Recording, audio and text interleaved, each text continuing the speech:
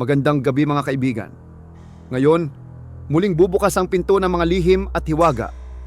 Dito sa Sigaw sa Dilim, maririnig ninyo ang mga kwentong hindi basta kwento, kundi mga bulong ng gabi, mga sigaw ng mga nilalang na nagtatago sa anino.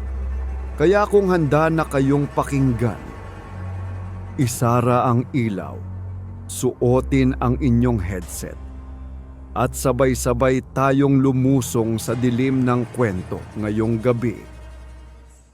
Magandang umaga, Crisanto. Pasensya ka na kung nagpunta ko rito sa bahay niyo ng ganito kaaga.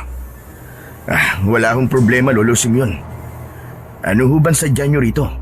Parang importante po yung sasabihin niyo Abay, napaka-importante talaga, Crisanto. Siguro naman ay batid mo ang pagsalakay ng mga aswang kagabi. May ilang mga kababaryo natin ang nasugatan at sa kasamaang palad ay may mga nasawi. Nakakalungkot nga po ang pangyayaring yan. Napakatagal ng payapa ang ating baryo at hindi ko inakala na masisira ang kapayapaan yun nang dahil sa mga aswang. Pero Lolo Simeon, maraming salamat po kasi kayo ang nanguna sa pakikipaglaban. Nakita ko po kung gaano kayo kahusay kahit na may edad na ho kayo. Talagang hanggang ngayon ho kayo pa rin ang pinakamagaling at matapang na manunugis na nakilala ko. Maraming salamat sa iyong papuri. Ngunit gaya ng iyong sinabi, ay matanda na ako. Kumbaga'y pinaglipasan na ng panahon. Hindi na ako kasing lakas ng aking kabataan. Nararamdaman ko rin na humina na ako kahit pa may mga ginagamit akong agimat. Hindi po talaga natin mapipigilan ng pagtanda Pero, Lolo Simeon, ano po pala ang sasabihin niyo sa akin? Crisanto, mangyaring gusto sana kitang sanayin. Sanayin po saan? Sa pakikipaglaban sa mga aswang. Gusto kitang turuan sa mga bagay na alam ko bilang isang matagal na akong manunugis. Po? Teka, sigurado ho ba kayo? Abay, bakit ho ako? Hindi naman po ako marunong makipaglaban sa mga aswang. Kaya nga sinabi ko na sasanayin kita para ikaw ay matuto. Kahit naman ako ay nagsimula ng walang alam. Pero tignan mo ako ngayon.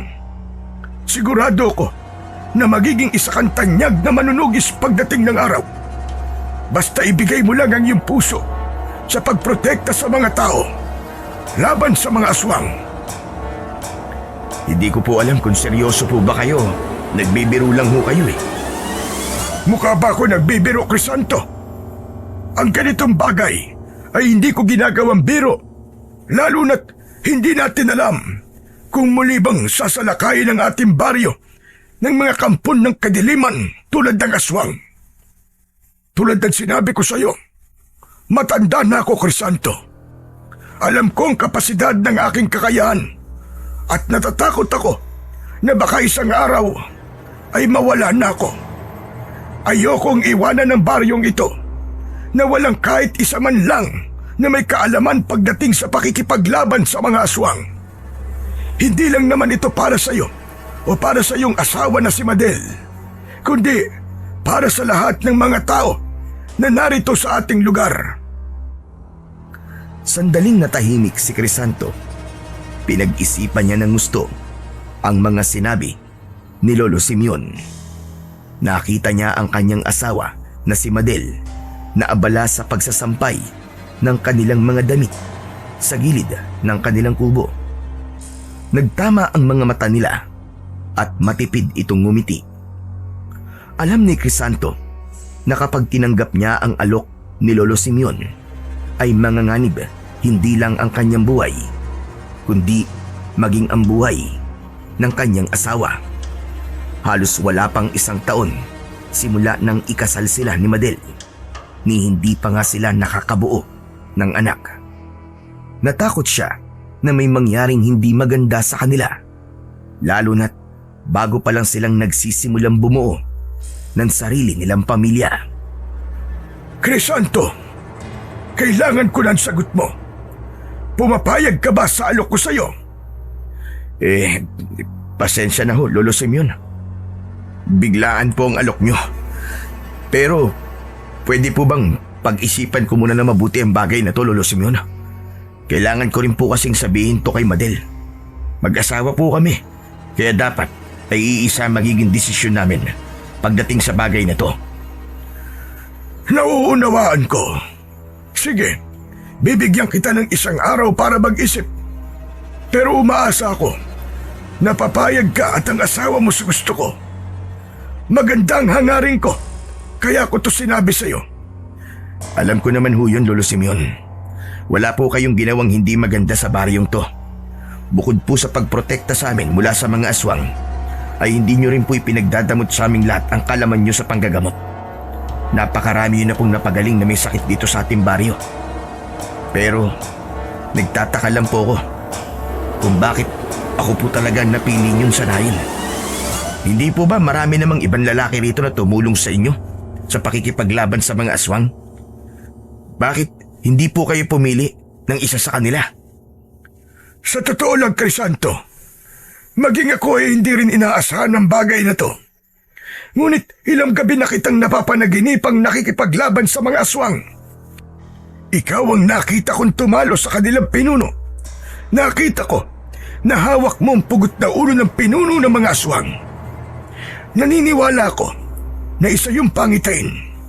Isang senyales na ikaw ang tatapos sa kasamaan ng mga aswang na umaatake sa iba't ibang mga baryo. Hindi ko po alam kung anong mararamdaman ko sa sinabi niyo. Pero Lolo Simeon, maraming salamat po sa tiwala niyo sa akin. Kahit wala pa naman ho akong nagagawa.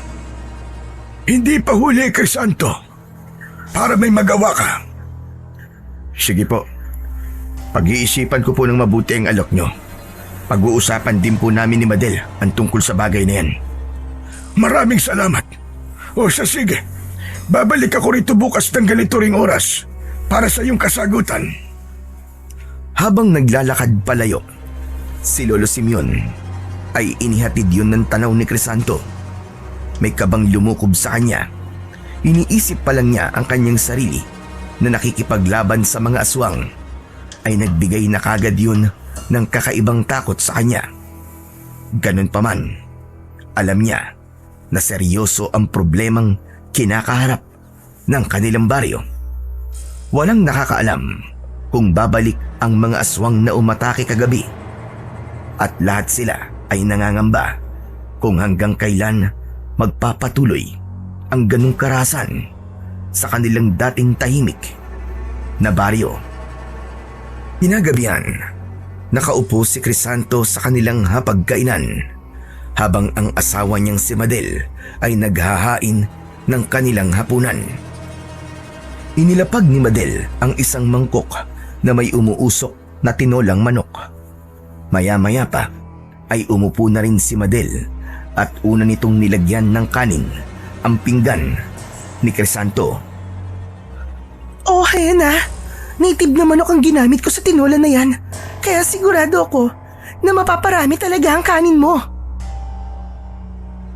Narinig ni Crisanto ang sinabi ng kanyang asawa, ngunit nanatili siyang nakatulala.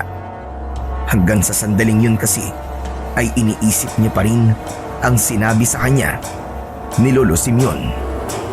Crisanto! Hoy, Crisanto! Ha? Bakit Madel? Bakit parang wala ka sa sarili mo? May problema ba? Dahil ba yan sa pinag-usapan niyo kanina ni Lolo Simeon? Oo Madel. Dahil nga roon. Ano bang pinag-usapan niyo? Pwede ko bang malaman? Madel. Ang sabi niya kasi ay ilang beses niya na ako napapanaginipan. Nakita niya raw sa panaginip niya na nakikipaglaban ako sa mga aswang. At ako raw ang tumapos sa buhay ng pinuno ng mga aswang. Ha? Ano raw ang ibig sabihin nun? Isa raw yung pangitain. Kaya inalok niya ako na magsanay sa kanya para matuto ko sa pakikipaglaban sa mga aswang. Ako raw kasi ang nakikita niya natatalo sa mga aswang na sumalakay sa baryo natin kagabi. Teka, Diyos ko, bakit ikaw pa? Wala kang alam pagdating sa ganyang bagay. Isa pa, mas makabubuti na hayaan na lamang natin ang bagay na yan sa mga marurunong. Yan din naman ang naisip ko habang magkausap kami kanina eh. Pero kung ikaw ang tatanungin ko, papayag ka bang maging isang manunugis ang asawa mo? Crisanto, ayoko. Hindi sa wala akong pakialam sa mga tao. Pero natatakot ako na baka may masamang mangyari sa iyo eh. Kakakasal pa lang natin, di ba? At hanggat maaari, ay nais ko na maging tahimik lang ang buhay natin. Kaya Crisanto, nakikiusap ako sa iyo. Huwag kang pumayag sa alok ni Lolo Simeon. Huwag ka mag-alala. Dahil susundin ko ang desisyon mo na yan. Hindi ako papayag na sanayin ako ni Lolo Simeon para maging isang manunugis. Hinawakan ni Crisanto ang kamay ni Madel na nakapatong sa lamesa at sa kanya ito ninitian. Naniniwala siya na tama lang na wag na silang makialam pagdating sa pakikipaglaban sa mga aswang. Para sa kanya ay mas importante ang pansarili nilang kaligtasan kesa sa ibang bagay. Nang sumunod na araw, gaya ng inasahan ni Crisanto, ay bumalik si Lolo Simeon sa kanilang bahay. Pinapasok niya ito sa kanilang kubo at pinaupo. Nasa tabi ni Crisanto si Madel at magkahawak ang kanilang mga kamay. Inaasahan ko na nakapagdesisyon ka na sa napag-usapan natin kahapon, Crisanto. Opo, Lolo Simeon. Ang totoo po niyan, pinag-usapan na po namin ni Madel ang magiging desisyon ko. At iisa po ang desisyon namin mag-asawa. Pasensya na po, pero tinatanggihan ko po ang alok nyo. Pero bakit, Crisanto? Hindi pa ba sapat para sa inyong dalawa na nakita mismo ng inyong mga mata ang pagsalakay ng mga aswang kagabi? Kahit katiting ba na apoy ay walang nagising sa inyong dibdib na siyang magiging dahilan para isipin yung lumaban. Mawalang galang na po. Pero sana po ay respetuhin niyo na lamang po ang aming desisyon. Iniisip lang po namin ang aming kaligtasan. Sana po ay maintindihan niyo po yun, Lolo Simeon. Naiintindihan ko naman yun, Madel.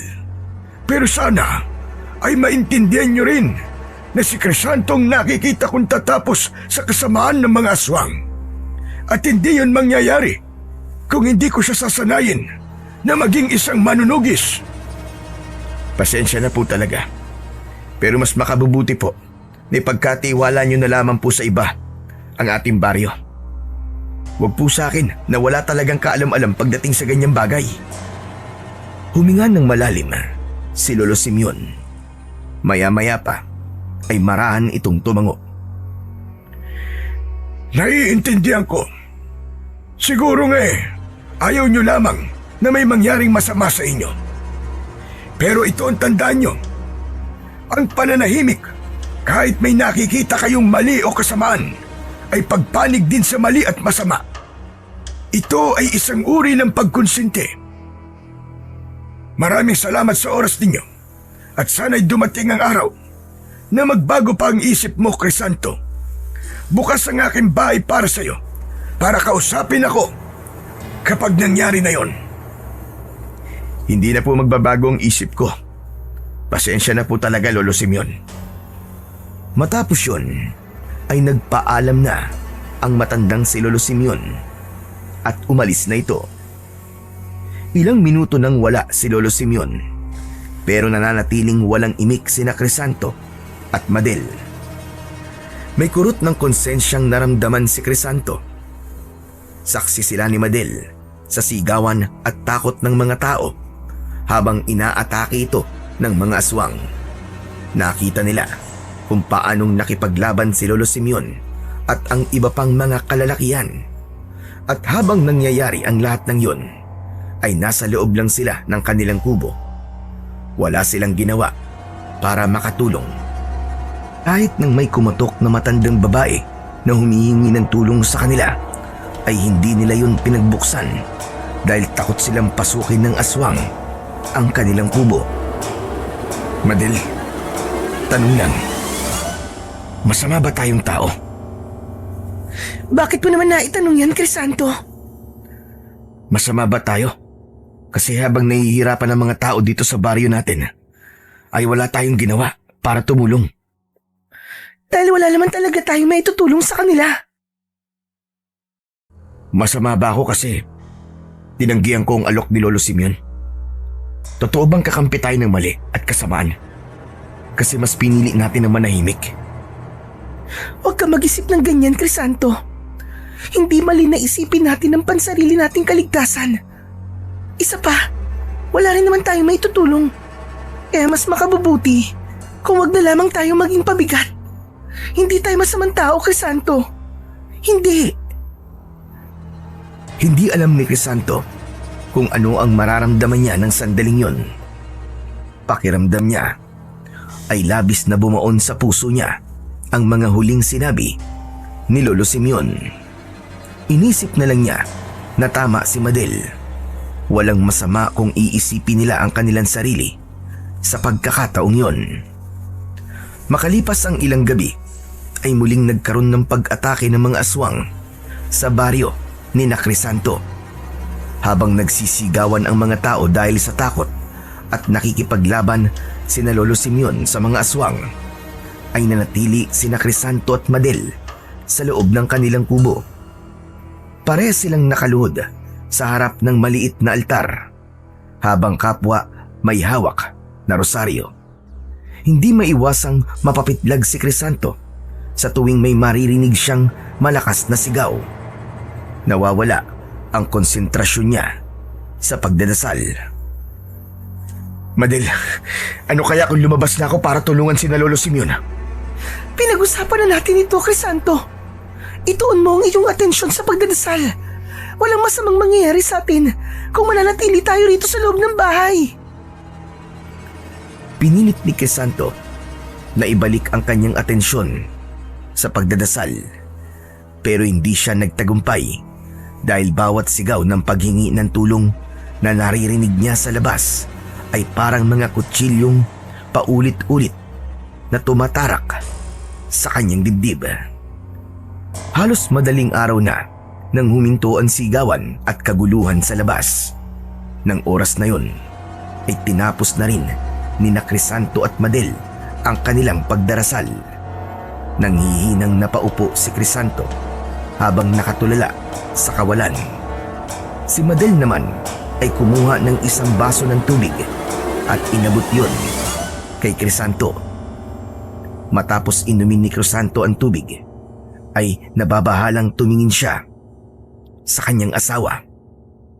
Madel, lalabas lang ako. Titignan ko ang kalagayan ng mga kababaryo natin. Baka may maitutulong ako sa kanila.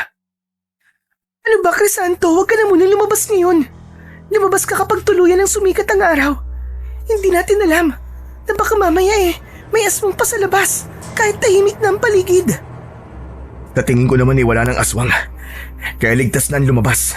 Gusto ko lang tumulong sa mga nasugatan. Sige na, payagan mo na ako, Madel. Sige, pumapayag ako pero sandali ka lang ha at babalik ka rin kaagad dito. Pangako, Madel. Babalik agad ako. Nagmamadaling lumabas si Crisanto at sa paglabas niya ng kanilang bakuran ay sumalubong kagad sa kanya ang kalunos-lunos na tanawin. Napakaraming sugatan. Merong mga nakahandusay sa isang tabi. Hindi niya alam kung buhay pa ang mga nakahandusay o patay na. May mga batang umiiyak. Lahat ng yun ay dumurog sa puso ni Crisanto. Pakiramdam niya ay hindi niya na kaya pang magpatuloy sa paglalakad. Hanggang sa lumapit sa kanya si Lolo Simeon. May mga sugat ito habang hawak nito ang isang dugoang itak. Lolo Simeon, ang dami niyo pong sugat. Wala ito. Kaya ko mga sugat na to. Pero ang hindi ko kaya ay ang sakit dahil sa nangyari sa mga tao sa ating baryo. Mas matindi ang naging pag-atake ng mga aswang ngayong gabi. Mas marami ang namatay at nasugatan ngayon. Mas marami rin ang aswang na sumalakay ngayon. Kaya may kutob ako na meron silang isang baluarte kung saan sila naninirahan malapit dito sa ating baryo. Ano pong baluarte? Parang isang baryo o isang kuta. Doon sila naninirahan at nagpaparami. Pero pagmasdan mo sinapit ng mga tao dito sa ating baryo, Crisanto, hindi pa ba sapat ang mga nakikita mo para magbago ang iyong desisyon? Kailangan mo ng lumaban, Crisanto. Ikaw ang nakikita kong tatapos sa kaguluhang ito. Maniwala ka sana sa akin. Opo, Lolo Simeon. Masakit para sa akin ang mga nakikita ko ngayon. Pero wag niyo naman po sanang gamitin ang nararamdaman kong ito para ipilit na gawin ko pong isang bagay na labag sa aking kalooban. Pasensya ka na, pero nais ko lang mangyari ang nakita ko sa aking panaginip. Hindi po tayo sigurado kung totoo ho ba na panaginipan niyo tungkol sa akin. Pasensya na po, Lolo Simeon. Pero kailangan ko na pong balikan ang aking asawa. Nagmamadaling naglakad pabalik si Crisanto sa loob ng kanilang kubo. Hindi niya ipinahalata kay Madel ang bigat ng kanyang kalooban nang makita siya nito. Inaya niya na itong matulog, ngunit nang nakahiga na silang mag-asawa ay hindi niya magawang makatulog. Ayaw maalis sa isipan niya ang mga nakita niya kanina sa labas. Nang sumunod na araw, tahimik na nag-aalmusal sina Crisanto at Madel. Halos hindi magalaw-galaw ni Crisanto ang nakahain na pagkain sa kanyang harapan. Crisanto, sa tingin ko hindi pa matatapos ang pagsalaki ng mga aswang dito sa lugar na to. Sa loob lamang ng 2 linggo, ay 2 beses na tayong sinalaki ng mga aswang. At hindi malabong maulit yun. Anong ibig mong sabihin? May pinaplano ka bang gawin? Meron, Crisanto. Ano yun, mahal ko? Aalis na muna tayo sa lugar na to. Ano? At saan naman tayo magpupunta? Sa baryo kung saan ako isinilang. Nakatayo pa rin ang bahay namin. Pwede tayong doon muna manirahan. Tapos, kapag maayos na ang sitwasyon dito, ay saka tayo babalik. Pero nandito ang kabuhayan natin. Nandito ang taniman natin ng mga gulay. Pwede pa rin naman tayo magtanim ng gulay sa bahay namin. Malawak ang aming bakuran doon kay Santo. Tsaka, pansamantala lang naman ito. Sinabi ko nga kapag maayos na ang lahat, ay babalik din tayo rito. Isa pa, hindi tayo ang unang gagawa nito. Marami na rin ng mga umalis at lumipat na sa ibang lugar dahil sa pagsalaki ng mga aswang. Pero, Makinig ka na lang sa akin, Crisanto. Hindi ba ang dapat nating unahin sa pagkakataong to ay ang ating kaligtasan? Hindi tayo magiging ligtas sa lugar na ito hanggat may mga aswang na sumasalakay dito. Hindi natin alam kung hanggang kailan tayo ililigtas ng pagdarasal natin gabi-gabi. Kaya huwag ka nang tumutol at pumayag ka na lang sa gusto kong mangyari. Kasi para rin naman to sa ating dalawa. sandaling hindi nakapagsalita si Crisanto. Nais sana niyang sabihin kay Madel na nakapag-isip na siya kagabi tungkol sa alok ni Lolo Simeon sa kanya. Gusto niyang sabihin sa asawa niya na pumapayag na siyang magsanay para maging isa siyang manunugis. Ngunit dahil sa labis na pagmamahal niya sa asawa niyang si Madel, ay ayaw niyang magalit ito sa kanya at naisip niya na dapat niya itong sundin. Sige, pumapayag ako. Aalis tayo rito at dun muna sa dati niyong bahay tayo titira. Mabuti naman at pumayag ka na. Pagkatapos nating mag-almusal ay mag-iimpake na tayo. Aalis na tayo rito. Kakausapin ko rin si Mang Jun dahil aarkilahin natin ang jeep niya na siyang maghahatid sa atin sa ating pupuntahan. Tanging pagtango na lamang ang naisagot ni Crisanto sa kanyang asawa. Labag man sa kalooban niya ang nais nitong gawin, ay wala na siyang nagawa kundi ang manahimik at pumayag sa nais nito. Matapos mag-almusal, ay agad na nag-empake sina Crisanto at Madel ng mga bagay na kailangan nilang dalhin. Habang ginagawa nila yon, ay dumating na ang jeep na maghahatid sa kanila. Kaya mas binilisan na nila ang kanilang pagkilos. Habang isinasakay ni Crisanto ang mga gamit nila sa jeep, ay napadaan si Lolo Simeon. May pagtatakang lumapit ito sa mag-asawa. Crisanto, Madel, anong ibig sabihin nito? Aalis ba kayo? Opo, Lolo Simeon. Doon po muna kami sa bahay ng mga magulang ko. Habang magulo pa po rito sa baryo natin. Iniisip lang po namin ang aming buhay at kaligtasan, lalo na po si Madel. Ayoko pong may mangyaring hindi maganda sa kanya. Pero, paano na ang alok ko sa'yo? Ibig sabihin talaga buo na ang desisyon mo sa pagtanggi roon. Hindi nakapagsalita si Crisanto sa tanong na yon ni Lolo Simeon.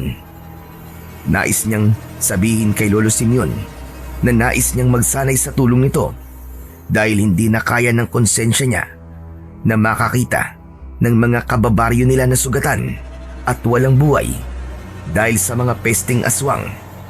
Pero naunahan siya ng takot na kapag sinabi niya yon ay magagalit sa kanya ang kanyang asawa. Nang dahil sa hindi niya pagsasalita ay si Madel na ang sumagot para sa kanya. Lolo Simeon, pasensya na. Buo na po ang pasya ni Crisanto. Hindi po siya magsasanay para maging isang maninugis. Hindi po siya nakatadhana para sa ganyang bagay. Pasensya na rin po. At hindi na namin kayo makakausap ng mas matagal dahil nagmamadali na po kami ngayon. Ipinagpatuloy na ni Crisanto ang pagsakay sa jeep ng mga gamit nila habang si Lolo Simeon ay malungkot silang pinapanood.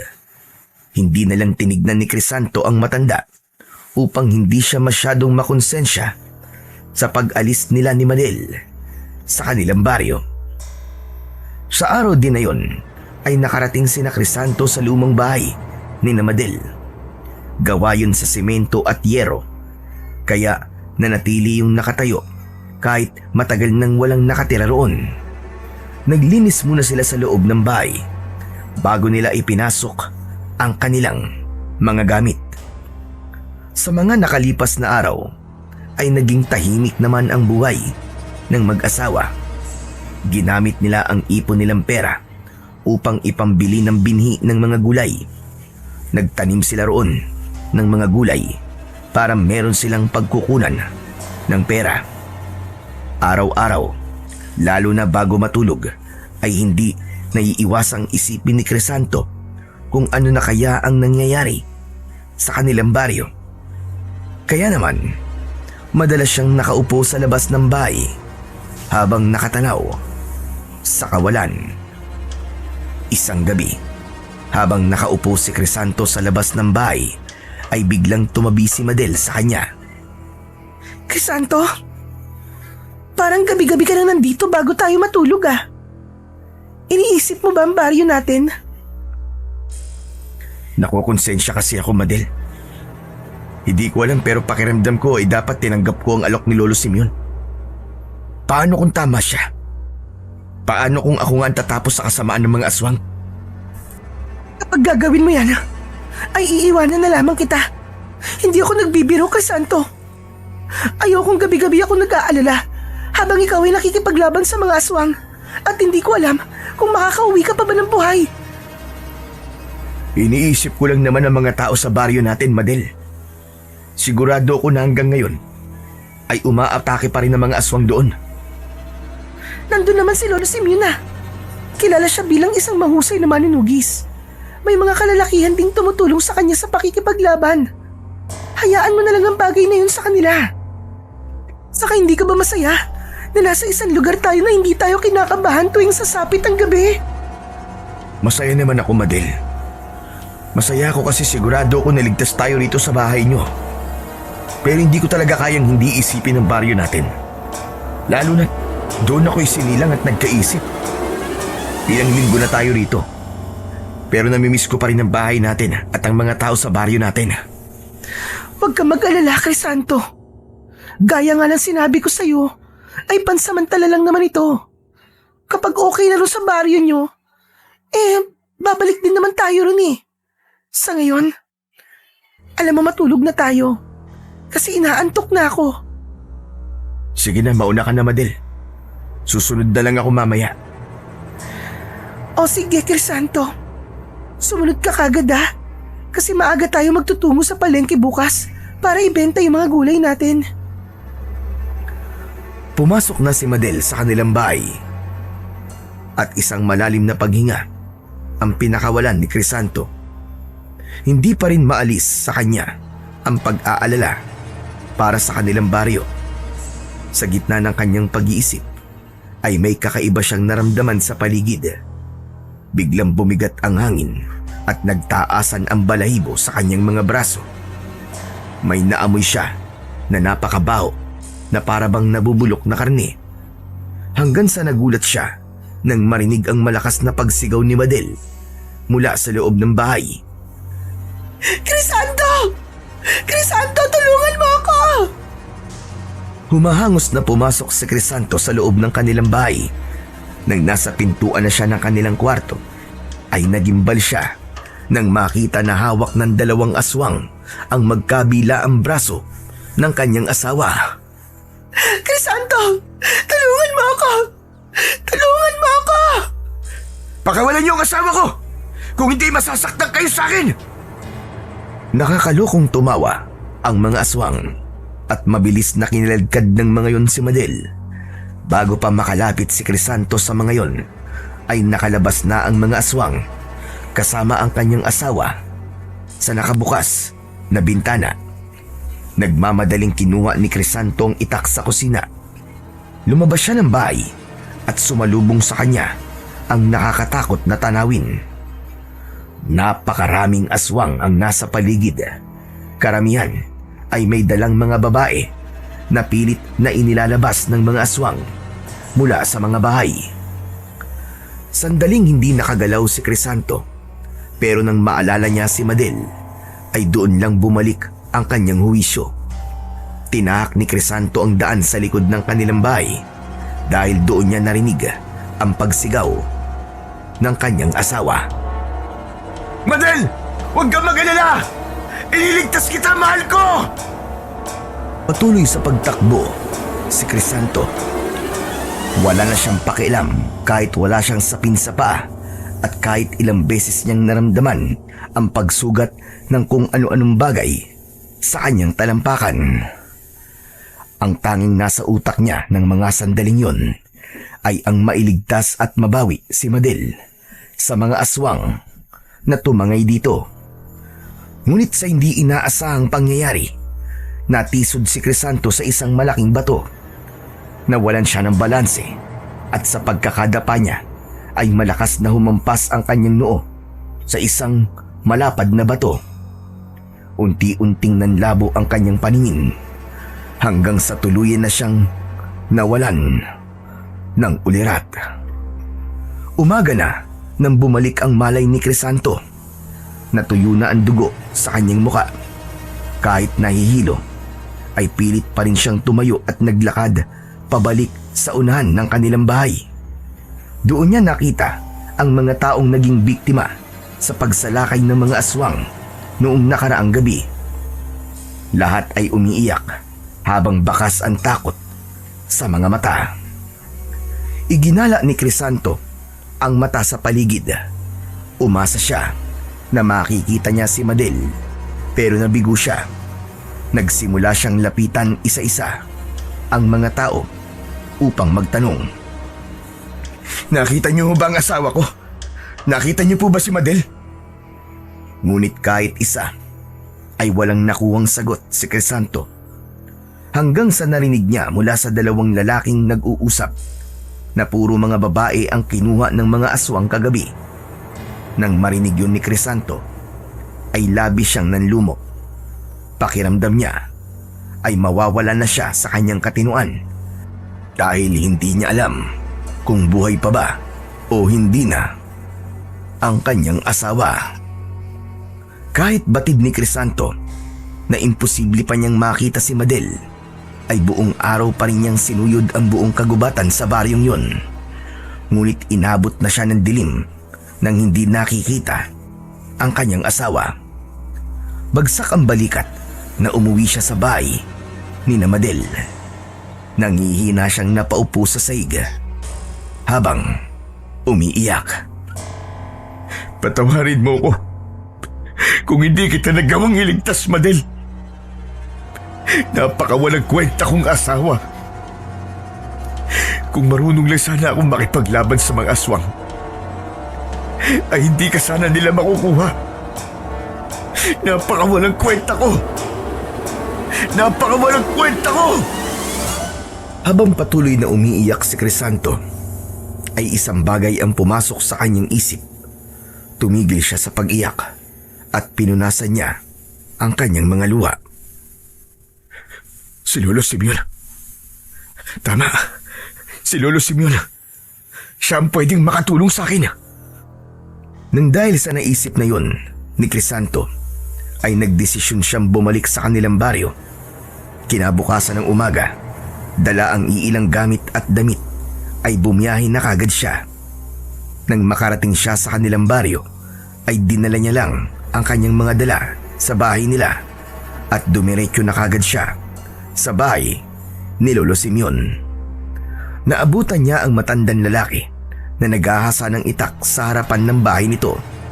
Gulat na gulat si Lolo Simeon nang makita si Crisanto. Hindi na napigilan pa ni Crisanto ang mapaluha habang lumalapit kay Lolo Simeon. Oh! Crisanto! Abay, ano nangyari? Bakit ka umiiyak? Lolo Simeon, si Madel ho. Kinuha siya ng mga aswang. Ano ka mo? Abay, paano nangyari yun? Hindi ko po alam. Bigla na lang po may mga aswang na sumalakay sa baryo ni na Madel. Umalis nga po kami rito at lumipat sa ibang lugar sa pag-aakala namin na mas ligtas kami ron. Pero hindi ko akalain na doon pa pala mangyayaring isang bagay na kahit na sa panaginip ay hindi ko inaasahang mangyayari sa asawa ko. Kumalma ka muna. Kalma lang, Crisanto. Halika sa loob at doon tayo mag-usap. Inalalayan si Crisanto ni Lolo Simeon hanggang sa makapasok na sila sa kubo ng matanda. Doon ay magkaharap silang umupo sa kawayang saig. Hinayaan ni Lolo Simeon si Crisanto na umiyak at nang bagya na siyang kumalma ay doon niya na ikinuwento ng buo ang lahat ng nangyari. Matapos magkwento ni Crisanto ay napailing na lamang si Lolo Simeon. Ikinalulungkot ko nangyari sa inyo ni Madel. Kaya pala simula nang umalis kayo rito ay hindi na nagkaroon ng pagsalakay ng aswang dito. Yung pala ay sa ibang lugar na sila sumasalakay. Narinig ko po na puro po babae ang kinuha ng mga aswang sa baryong yun. Ano po kayang ibig sabihin ng Lolo Simeon? Sa tingin ko ay tama ang aking teorya. Merong balwarte ang mga aswang sa kung saan. Ang naiisip kong dahilan kung bakit puro babae ang kinukuha ng mga aswang ay dahil gagamitin nila ang mga ito upang makapagparami. Ano ho? Gagawin po nilang palayan ng aking asawa? Hindi pa naman ako sigurado ron. Pero yun lang ang tanging dahilan na aking naiisip kung bakit puro babae ang kinuha nila sa baryo ni na Madel. Hindi nila yung pwedeng gawin sa asawa ko, Lolo Simeon. Kailangan may gawin ako. Kailangan mapigilan ko sila sa masama nilang balak sa asawa ko. Ayokong sisihin ka. Pero kung pumayag ka sanang sanayin kita sa pakikipaglaban, ay nagawa mo sanang protektahan si Madel. Baka hindi ito nangyari ngayon. Yan nga din po na pagtanto ko. Kung nakinig lang po sana ako sa inyo, ay nagawa ko sanang labanan ng mga buwisit na aswang na yun. Baka hanggang ngayon ay kasama ko pa rin si Madel. Kasalanan ko to eh. Kasalanan ko latag to. Huwag mong sisihin ang sarili mo. Wala kang kasalanan sa mga nangyari. Kung meron man dapat sisihin dito, walang iba kundi ang mga pesteng aswang na yun. Pero kung tama ang aking hinala, nagagawing palayaan ng mga aswang ang mga babaeng dinukot nila, ay may malaking posibilidad na buhay pa magpahanggang sa ngayon si Madel. Sa sinabing yon ni Lolo Simeon ay may sumilay na konting pag-asa sa muka ni Crisanto. Sigurado po ba kayo sa sinasabi niyo, Lolo? Oo naman. Hindi nila papatayin ng isang babaeng dinukot nila dahil nga gagamitin nila ito para pagpunlaan ng kanilang lahi. Hanggat napapakinabangan nila ito, ay hindi nila ito papatayin. Kung ganun, may pag-asa pang mailigtas ko si Madel, Lolo Simeon. Nakikiusap po ako sa inyo, Lolo Simeon. Tulungan niyo po akong iligtas si Madel. Parang awa niyo na ho. Ano ka ba? Hindi mo kailangan magmakaawa sa akin dahil talagang tutulungan kita. Hindi na kayo iba sa akin ni Madel at masakit din sa akin ang nangyari sa kanya. Naku, maraming salamat po, Lolo Simeon. Salamat po kasi kahit tinanggihan ko po noon ang alok niyo, ay bukas pa rin po ang puso niyo. Natulungan ako. Huwag ka muna magpasalamat sa akin, Crisanto. Dahil wala pa naman akong ginagawa. Sa gayon ay kailangan nating pagsabayin ang dalawang bagay. Ang pagsasanay mo at paghahanap sa baluarte ng mga aswang. Ngunit tandaan mo na kahit malaman natin ang kinaroroonan ng baluarte ng mga aswang, ay hindi ka maaaring gumawa ng kahit dalong hakbang para iligtas si Madel kung hindi ka pa handang makipaglaban. Hindi ka maaaring magpadala sa bugso ng iyong damdamin. Kaya mo bang mangako na hindi mo gagawin yon? Nangangako po ako, Lolo Simeon. Simula ngayon ay makikinig po ako sa inyo. Mabuti naman kung ganon. Ngayon pa lang ay sasabihin ko na sa iyo na hindi magiging madali ang pagsasanay na gagawin ko sa iyo. Kailangan mong magkaroon ng tiyaga at disiplina. Kailangan ay makasiguro ko na handa ka na bago sumabak sa pagliligtas kay Madel at sa iba pang mga babae na dinukot ng mga aswang.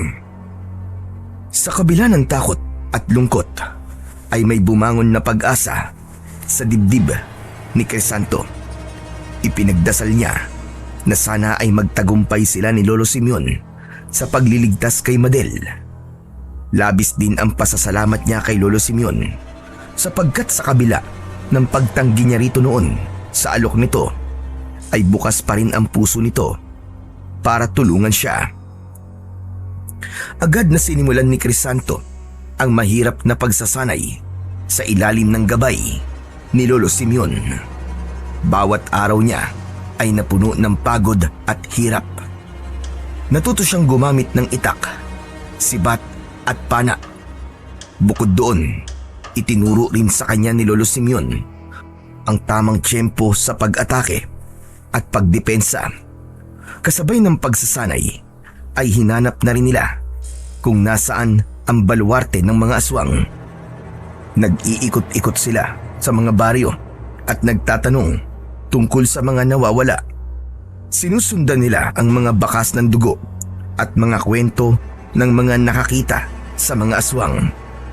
Unti-unti nilang nabuo ang hinala na may lugar sa gitna ng kagubatan kung saan walang tao ang nagpupunta na maaaring kinaroroonan ng lugar na kanilang hinahanap. Isang hapon, matapos ang matinding pagsasanay, ay namahinga na sina Crisanto at Lolo Simeon sa ilalim ng puno ng mangga sa likod ng bahay ng matanda. Hindi nga ako nagkamali sa iyo, Crisanto. Ilang araw pa lamang tayo nagsasanay, pero nakikita ko na kagad ang iyong husay sa pakikipaglaban. Maraming salamat po, Lolo Simeon. Pero dahil po yun, sa magaling ho kayong magturo. Walang silbi ang magaling magturo kung hindi naman determinado ang tinuturuan. Sigurado ko na kapag pinagbuti mo pa ng gusto ang iyong pagsasanay, ay mabilis kang magiging handa sa pakikipaglaban. Pero hindi pa po talaga ako handang makipaglaban sa mga aswang. Hindi po kasi ako makatulog ng maayos tuwing gabi. Kasi palagi ko pong naiisip si Madel kung ano na nangyayari sa kanya. Minsan nga po ay napapanaginipan ko na siya na umiiyak. at humihingi po ng tulong. Naiintindihan ko na gusto mo nang iligtas ang iyong asawa. Bawat araw at minuto ay mahalaga. Pero hindi ka pa talaga handa. Ayokong isabak ka sa isang laban kung saan alam ko na malaki ang posibilidad na ikaw ay matalo. Isa pa, hindi pa natin alam kung nasaan ang baluarte ng mga aswang. Paano mo sila haharapin kung hindi mo naman alam kung nasaan sila? Ang totoo po niyan, Lolo Simeon, may nakuha po akong impormasyon na tama ang ating hinala, na nasa pusod ng kagubatan ng kinaroroonan ng mga aswang ang kanilang baluarte. Hindi ko nga lang tiyak ang eksaktong lugar sa gubat. Kung ganun, ay bibigyan natin ng atensyon ang paghahanap sa gubat. Nararamdaman ko na malapit na nating malaman kung saan nagtatago mga walang hiyang aswang na kumuha sa iyong asawa. Nang sumunod na araw, ay magkasamang nagtungo sina Crisanto at Lolo Simeon sa gubat upang hanapin ang baluarte ng mga aswang. Masusi nilang sinuyod ang bawat parte ng gubat. Tumawid sila sa ilog hanggang sa nakakita sila ng isang kuweba. Pinasok nila ang naturang kuweba at sa dulo nun ay nagimbal sila nang tumambad sa kanila sa hindi kalayuan ang isang tila maliit na pamayanan sa gitna ng kagubatan. Meron doong mga kubol at mga taong tila normal na namumuhay. Mabilis na nagtago sina Crisanto at Lolo Simeon sa likod ng isang malaking puno. Sa wakas, nagtagumpay na tayo. Nahanap na natin ang baluarte ng mga aswang. Sigurado po ba kayo na yan na po ang hinahanap natin? Wala po akong nakikitang mga aswang Puro mga tao pong nakikita ko. Huwag ka magpapalinlang sa anyo nila. Umaga ngayon, kaya nasa anyong tao sila Crisanto. Pero kapag sumapit ng gabi, sigurado ako, mag-aanyong aswang sila at sasalakay kung saan baryo. Kung ganun, Lolo Simeon, tara na ho. Umatake na po tayo ngayon. Patayin na natin sila at iligtas na po natin si Madel. Akmang lalabas na sana si Crisanto sa likod ng puno nang mahigpit na hinawakan ni Lolo Simeon ang braso niya. Mariing umiling ang matandang lalaki. Huminahon ka muna, Crisanto. Hindi pa kayo nagtabag oras para sumalakay tayo. Kahit nasaan yung tao sila, ay malakas pa rin sila kumpara sa atin na dadalawa lamang. Kailangan natin ng magandang plano. Hindi porkit tinuruan kitang makipaglaban, ay literal na makikipaglaban ka kagad sa mga aswang. Gamitin mo ang utak mo. Hindi ba sabi ko sa'yo, ay huwag ka magpapadala sa bugso ng iyong damdamin, dahil yan ang maaaring magpahamak sa iyo. Pero Lolo Simeon, may gitsang linggo na pong nandyan si Madel. Hindi po natin alam kung ano na nangyayari sa kanya o kung buhay pa ba siya. Gaya ng aking sinabi, hindi pa ito ang tamang oras para iligtas siya. Magsanay ka pa dahil hindi ko pa nararamdamang handa ka nang humarap sa mga aswang. Isa pa, kailangan nating mag-isip ng isang solidong plano. Tara na, umalis na tayo rito bago pa may makakita sa atin. Wala nang nagawa si Crisanto kundi ang sumunod kay Lolo Simeon. Labag man sa kalooban niya ang lisanin ang lugar na yon dahil alam niyang abot kamay na niya ang kanyang asawa. Bagkus ay pinili na lang niya na sundin si Lolo Simeon dahil mas alam nito kung ano ang nararapat nilang gawin. Pagsapit ng gabi, nagising si Crisanto na habol ang paghinga. Pinagpapawisan siya ng malapot. Nanginginig ang buo niyang katawan. Yun ay dahil dinalaw siya ng isang napakasamang panaginip. Napanaginipan na naman niya si Madel, pero sa pagkakataong yun ay pinagtutulungan itong lapain ng napakaraming aswang. Hindi ko na kayang walang gawin. Kailangan ko ng kumilos. Kailangan ko ng iligtas si Madel. Bumangon si Crisanto at kinuha niya ang itak na nasa kusina. Matapang siyang lumabas ng bahay at tinahak niya ang daan papunta sa gubat. Nang nasa loob na siya ng gubat ay hindi siya huminto hanggang sa marating na niya ang kuweba na siyang daan papunta sa baluarte ng mga aswang. Sandaling huminto si Crisanto. Huminga siya ng malalim at pinilit niyang lakasan ang kanyang loob. Nangako siya sa kanyang sarili na hindi siya uuwi, na hindi kasama si Madel. Ngunit nang hahakbang na siya papasok sa kuweba, ay may biglang humawak sa kanyang braso. Mabilis siyang humarap at tatagain niya sana ang nasa likuran niya. Pero nabitin sa hangin ang itak niya nang malaman niyang si Lolo Simeon yun. Lolo Simeon, ano pong ginagawa niyo rito? Akala ko'y aswang kayo eh. Mabuti na lamang hindi ko kayo nataga. Ikaw ang dapat kong tanungin niyan, Crisanto. Anong ginagawa mo rito? Sabi ko na nga ba't gagawin mo to? Kaya nagbantay ako sa labas ng bahay mo. Kaya nasundan kita rito.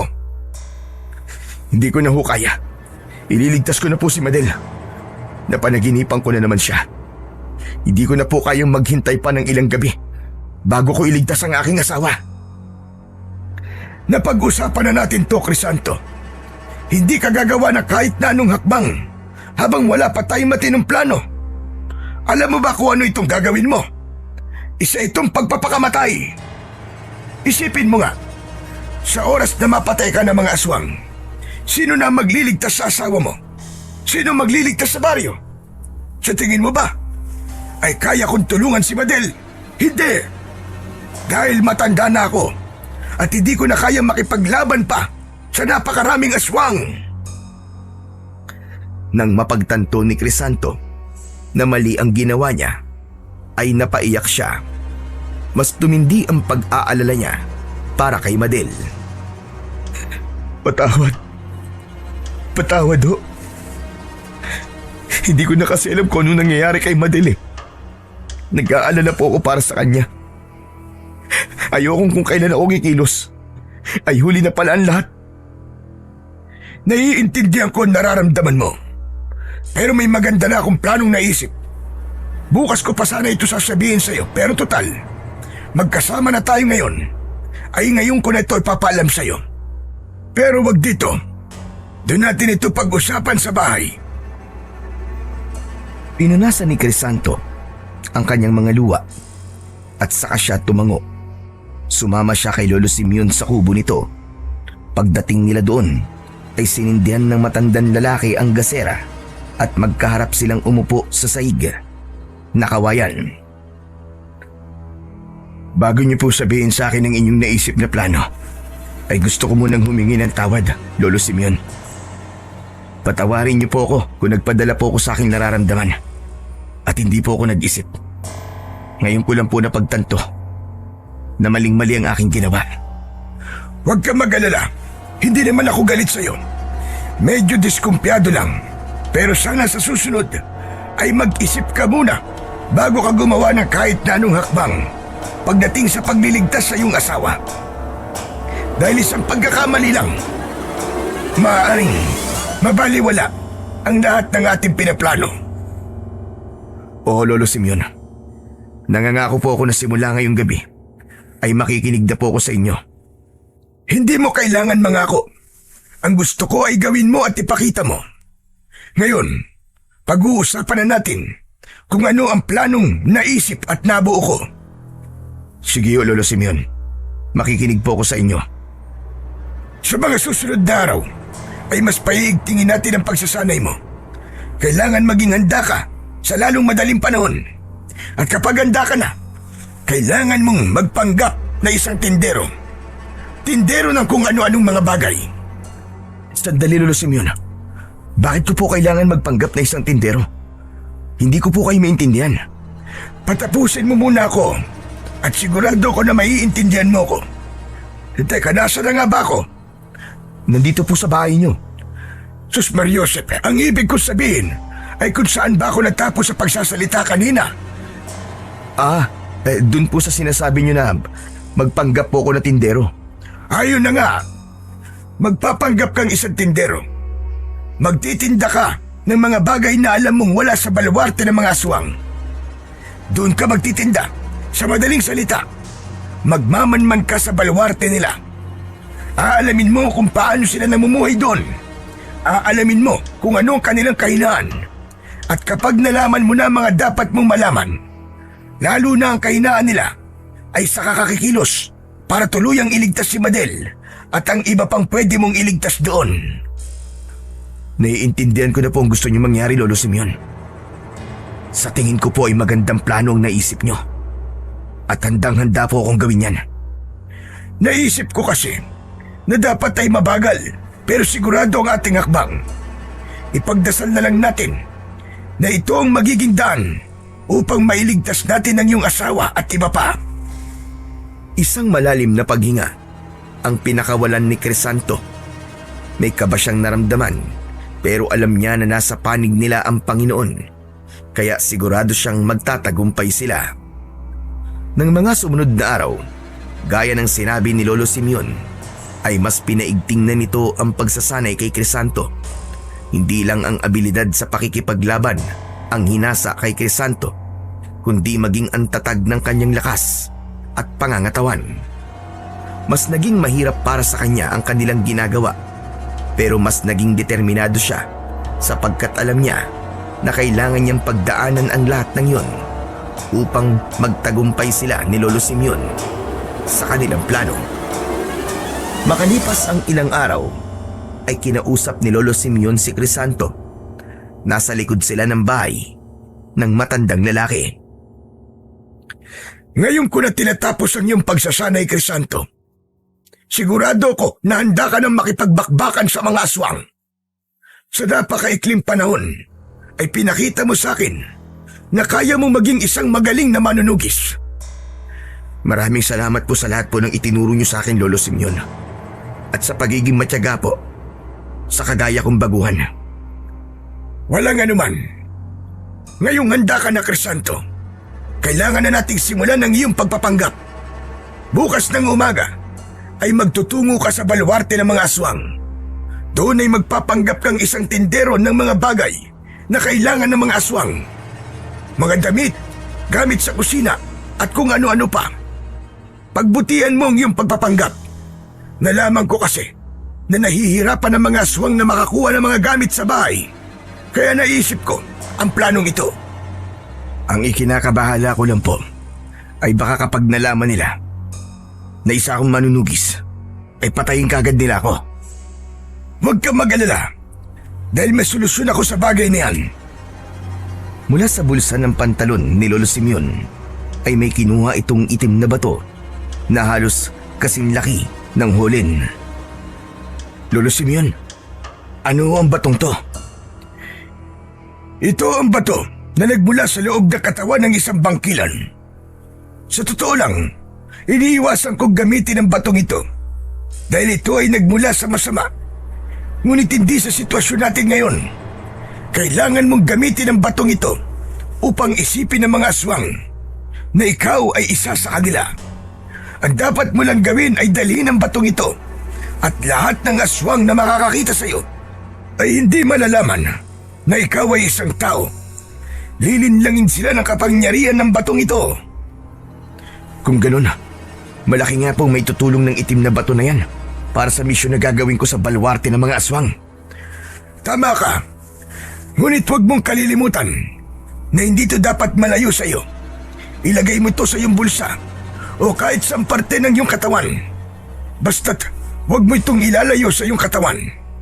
Hindi rin ito dapat makita ng kahit na sinong aswang. Dahil kung sinong aswang ang makakakita sa batong ito, ay malalaman na ikaw ay isang tao. Tatandaan ko po lahat ng inyong sinabi. Sisiguraduhin ko po na malalaman kong kahinaan ng mga aswang para mas madali natin silang matalo at upang mailigtas ko si Madel at ang iba pang mga babae na dinukot nila. Naniniwala ako na magtatagumpay ka, Crisanto. Basta't huwag kang magpapadala sa bugso ng iyong damdamin. Higit sa lahat, kailangan mong gamitin ang iyong pag-iisip. Hindi ka maaaring gumawa ng ibang hakbang, maliban na lang sa pag-alam sa dapat mong malaman tungkol sa mga aswang. Ngayon, ipagkakaloob ko sa iyo ang itim na bato. Ikinulong ni Lolo Simeon ang itim na bato sa mga palad nito. Inilapit nito yon sa bibig nito at may ibinulong itong isang dasal doon. Matapos yun, ay ibinigay na ng matanda ang bato kay Crisanto na malugod naman niyang tinanggap. Habang nasa palad niya ang bato, ay naramdaman niya ang bahagyang pag-init nun. Sa kabila na mula sa masama ang naturang bato, naniniwala si Crisanto na malaki ang maitutulong nun upang mailigtas niya ang kanyang asawa. Kinabukasan ng umaga ay kinondisyon na ni Crisanto ang sarili sa pagsisimula ng kanyang misyon.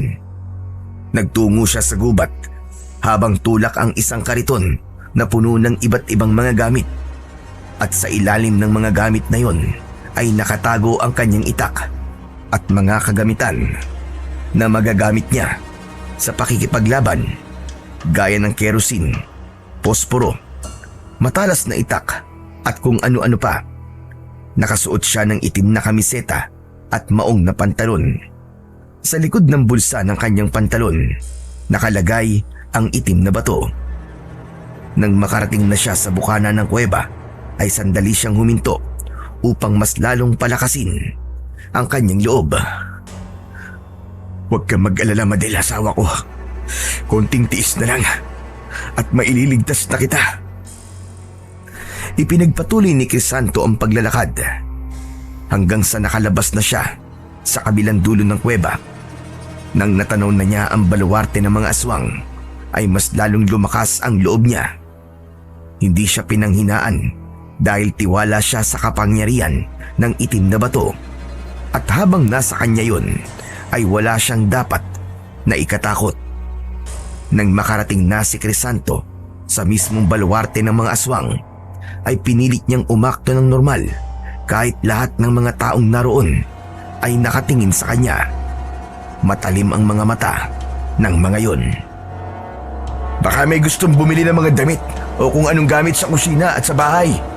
Pwede niyong tignan ang mga binibenta ko. Bili na po kayo. Mura lang po ang mga ito. Patuloy sa pagtulak ng kariton si Crisanto. Kahit isa ay wala man lang lumapit sa kanya. Hanggang sa isang matandang babae ang humarang kay Crisanto. Pailalim kung tumingin ang matanda na para bang binabasa nito ang kanyang buong pagkatao. Lumapit ang matanda sa kanya at inamoy nito si Crisanto. Sandali lang. Saan kuta ka nag-aswang nagbula? At ano ang iyong pangalan? Ako po si Crisanto. Wala po akong kinabibilangang kuta o grupo ng mga aswang. Isa lamang po akong pangkaraniwang aswang na nagbebenta ng mga kung ano-ano. At talagang dito mo pa naisipang magtinda? Hindi namin kailangan ng mga tinitinda mo. Isa pa, wala kaming pera rito. Ganun po ba? E di kahit ano na lang po ang ibayad nyo sa akin. Gaya ng pagkain. O kaya baka meron kayong ginto dyan. Hayaan nyo na lang po ako magbenta rito. Hindi ako magdidesisyon sa bagay na yan. Kung nais mong malayang maglabas-pasok sa aming baluarte, ay kailangan mo magpaalam sa aming pinuno. Meron ho kayong pinuno rito? Anong klaseng aswang ka ba? At hindi mo alam na bawat baluarte ay kailangan ng isang pinuno? Pasensya na ho kayo. Matagal na ho kasi akong mag-isa kaya hindi ko na po alam ang mga ganyang bagay. Pero maaari niyo po ba akong dalhin sa inyong pinuno upang makapagpaalam ho ko sa kanya? Baka sakali payagan niya po ako na magtinda dito sa inyong lugar. Magpasalamat ka dahil hindi oras ng pamamahinga ng aming pinuno. Halika, sumama ka sa akin dahil dadaling kita sa kanyang kumol. Maraming salamat ho. Ano ho palang pangalan niyo? Ang pangalan ko ay Socorro. Tatawagin ko na lang po kayong Aling Socorro kung ayos lang po sa inyo. Bahala ka sa buhay mo kung anong itatawag mo sa akin. Naunang naglakad si Aling Socorro at agad namang sumunod dito si Crisanto habang tulak ang kanyang kariton. Pasimple niyang pinagmamasdan ang paligid. Umasa siya na makikita niya si Madel pero nabigo siya. Isang napakalaking puno na nasa gitna ng baluarte ang kanilang na daanan. Alam ni Crisanto na yun ay isang puno ng balete. Habang tinitignan niya ang puno, ay may kakaibang kilabot siyang naramdaman. Napakalaking puno naman po nun, Aling Socorro. Huwag mo pansinin yan at huwag mo ring hahawakan. Sandali nga, huwag na nga kung ano-ano pa sinasabi mo at sundan mo na lamang ako. Hindi na muling nagsalita pa si Crisanto. Naramdaman niya na may kakaiba sa puno na yun at naisip niya na isa yun sa kailangan niyang alamin. Huminto si Crisanto sa labas ng pinakamalaking kubol na naroon. Sinabi ni Aling Socorro na maghintay lang si Crisanto sa labas dahil tatanungin muna nito ang pinuno ng mga aswang na si Olmario. Habang naghihintay sa labas ng kubol ay ipinagpatuloy ni Crisanto ang kanyang pagmamasid sa buong paligid. Hindi nagtagal ay lumabas na si Aling Socorro at sinabi nito na maaari nang pumasok si Crisanto upang kausapin si Olmario. Walang kabang pumasok si Crisanto sa malaking kubol. Sa loob ay agad niyang nakita ang isang matangkad na lalaki na may malaking pangangatawan. Mabalasik ang muka ng lalaki. Nakaupo yun sa upuang yari sa kawayan. Sa paanan nito ay may mga bungo na tinatapakan lang nito. Kakaiba ang amoy sa loob ng kubol. Malansa na sinamahan ng amoy ng nabubulok na karne. Agad na yumukod si Crisanto bilang pagbibigay ng galang kay Olmario. Magandang araw po sa inyo, Pinunong Olmario. Ako po si Crisanto. Isa po akong tindero ng mga kung ano-anong gamit. Nagpupunta po ako sa iba't ibang kuta o baluarte ng mga aswang para magbenta po ng mga gamit na magagamit po ng mga kapwa ko aswang. Nagkamali ka yata ng kuta na pinuntahan. Dahil hindi namin kailangan ng tindero rito. Hindi namin kailangan ng kahit na anong gamit para mabuhay. Mas makabubuti kung ibang kuta na lamang ang puntahan mo. Pero mahal na pinuno, may mga gamit po akong dala at mga kasuotan na baka inyo pong magustuhan. Huwag po kayo mag-alala dahil bilang pagbibigay ng galang po sa inyo, ay libre ko na po itong ibibigay sa inyo. Kahit ang kapalit po ay ang pananatili ko lang rito ng ilang araw dahil wala po talaga ako matutuluyan Pagbibigyan kita. Ipakita mo sa akin ang mga gamit na iyong ihahandog sa akin. Sandali lang po. Kukunin ko lang po sa labas ang mga gamit na yon. Nagmamadaling lumabas si Crisanto. Biglaan ang pangyayaring yon, kaya hindi niya alam kung anong gamit ang maaari niyang ibigay kay Olmario na sigurado siyang magugustuhan ito. Kaya kumuha siya ng kahit na ano at saka siya bumalik sa loob ng kubol ni Olmario. Ipinatong niya sa lamesang naroon ang mga gamit na kanyang nakuha. Narito na po mga gamit na handog ko sa inyo, mahal na pinuno. Meron po ritong balabal na magagamit niyo po kapag malamig. Pamaypay po na gawa sa anahaw kapag mainit naman. Meron din pong patalim, kumot at banig. Para po sa inyo itong lahat, Pinunong Olmario. Mukhang kapaki-pakinabang nga mga gamit na yan. Kung ganun, binibigyan na kita ng paintulot na magtinda sa aming baluarte. Ngunit tandaan mo, walang pera ang mga aswang dito. Kung ang nais mo ay kumita ng pera sa pamamagitan ng pagtitinda, ay nasa maling lugar ka. Wala pong problema yun sa akin. Kahit na ano na lang pong ibayad nila sa akin, itatanggapin ko. Ang gusto ko lang po talaga ay pansamantalang matutuluyan hanggang sa makahanap po ako ng panibagong kuta o baluarte ng mga aswang. Kung yan ang nais mo ay maaari ka nang lumabas.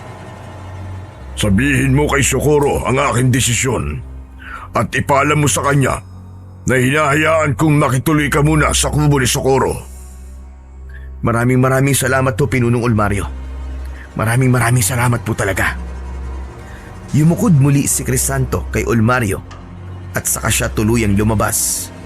Agad niyang nakita si Aling Socorro sa hindi kalayuan. Nilapitan niya ang matandang babae. Ano ang naging desisyon ng aming pinuno? Pinayagan niya po kung pansamantalang makituloy dito sa inyong baluarte at magtinda ng aking mga paninda. At sabi niya rin po sa akin, dun daw po muna ako sa kubol niyo titira. Ano ka ba? Bakit ka naman sa kubol ko titira? Aba, malay ko po. Yun po ang sinabi ni Pinunong Almario eh. Bakit? Ayaw niyo po ba? Aba kung ayaw niyo po, kung gano'n ay babalik po ako doon sa loob. Sasabihin ko po kay Pinunong Almario na ayaw niyo. Abay, wag. Hindi na kailangan. Wag na. Walang sino man na sumusuway sa nais at utos ng aming pinuno. Kaya kahit labag sa aking kalooban, ay sumunod ka sa akin para madala kita sa aking kubol. Nakasimangot na naglakad si Aling Socorro habang si Crisanto naman ay napangisi dahil hindi niya akalain na magiging madali sa kanya na makuha ang tiwala ng pinuno ng mga aswang sa baluarting yun. Hindi nagtagal ay narating na ni na Crisanto ang kubol ni Aling Socorro. Maliit lamang yon at ang higaan doon ay dayami. Sandali siyang namahinga at pagsapit ng hapon ay nagsimula na siyang mag-ikot sa baluarte ng mga aswang habang tulak ang kariton. Yun ay bilang parte ng pagpapanggap niya na siya ay isang tindero. May ilan na bumili sa kanya at kung ano-ano ang ibinayad sa kanya. May nagbayad ng mga kakaibang bato, ilang piraso ng prutas at kung ano-anong bagay na hindi naman niya mapapakinabangan. Nang bumalik na si Crisanto sa kubol ni Aling Socorro, ay naabutan niya itong may pinapakuluan na kung ano sa kaldero. Nang silipin niya ang kaldero ay nagimbal siya dahil meron doong nakalutang na daliri ng tao. Pinilit niyang maging kaswal upang hindi makahalata ang matandang aswang. Aling Socorro, pwede ho ba ako magtanong sa inyo? Pwede naman. Ngunit depende sa tanong mo. Kung ito ay aking sasagutin. Yung malaking puno ho ng balete, para saan po ba yun?